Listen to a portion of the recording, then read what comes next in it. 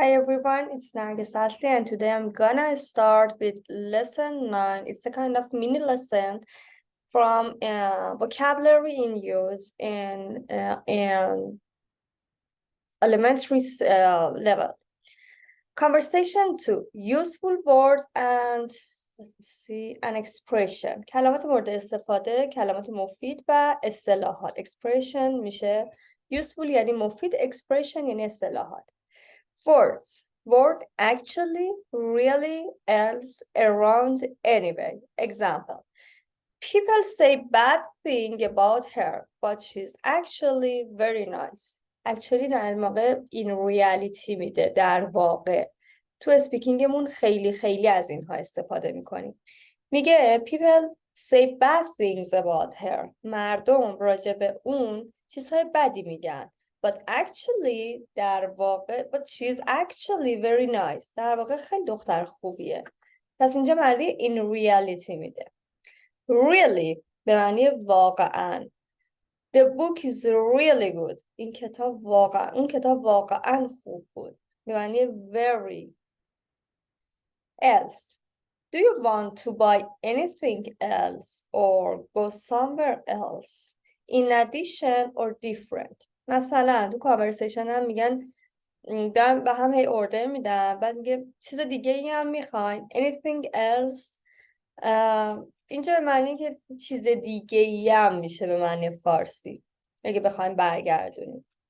الان میگه do you want to buy anything else، چیز دیگه هم میخوای بخری or go somewhere else، جای دیگه ای هم میخوای بری. In addition or different. Around. I will meet you at around 6 o'clock. ببین around معنی اینو میده که حول و حوش اینجا، این معنی رو میده. حول و حوش ساعت 6 من تو رو میبینم.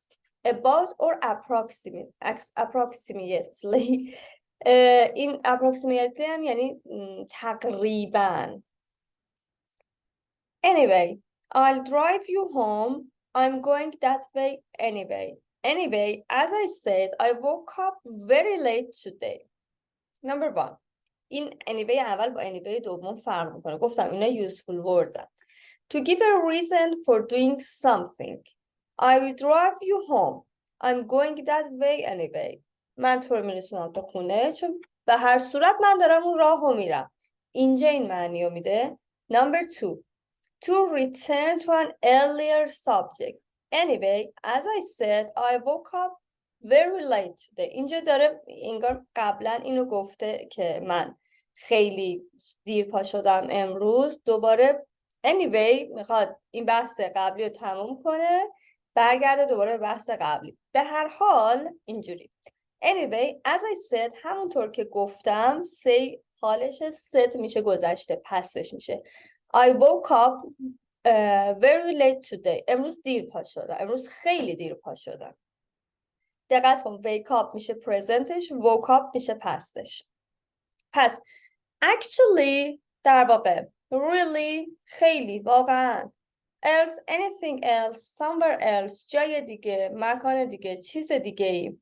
Around means approximately حول و حوشه تقریبا.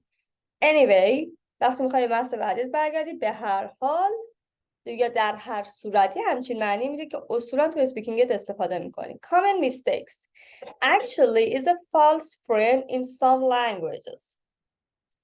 In English it means in reality not now. خب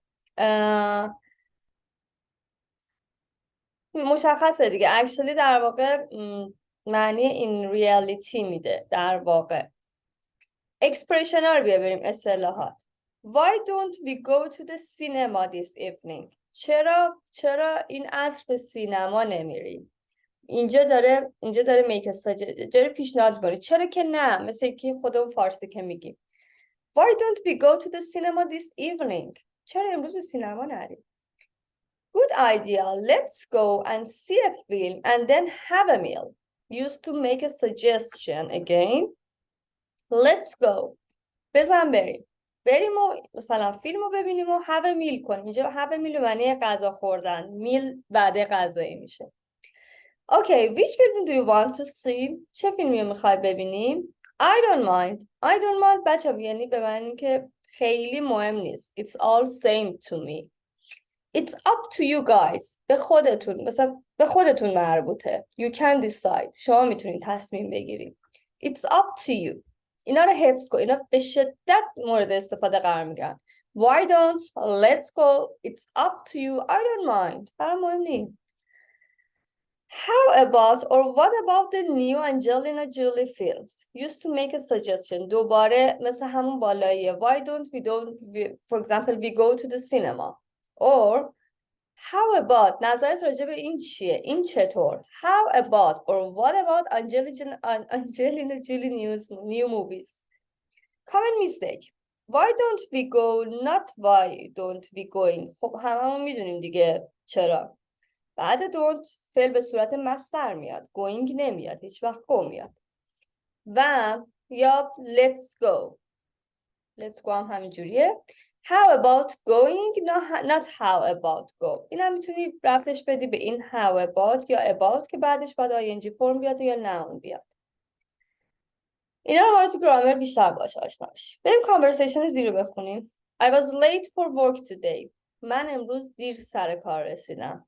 Oh dear, was your boss angry? آخه عزیزم یادت که آخه گناه یه همچی معنی.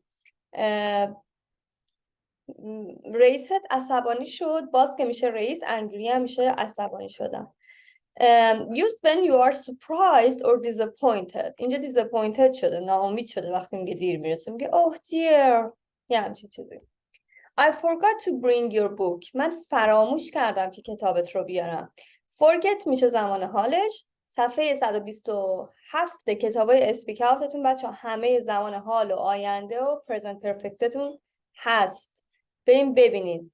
present perfect رو درس ندادم تا الان بهتون، ولی اون دوتا زمان دیگر رو بهتون درس دادم. خب I forgot to bring your book. من فراموش کردم که کتابت رو بیارم. Oh, it doesn't matter. I don't need it.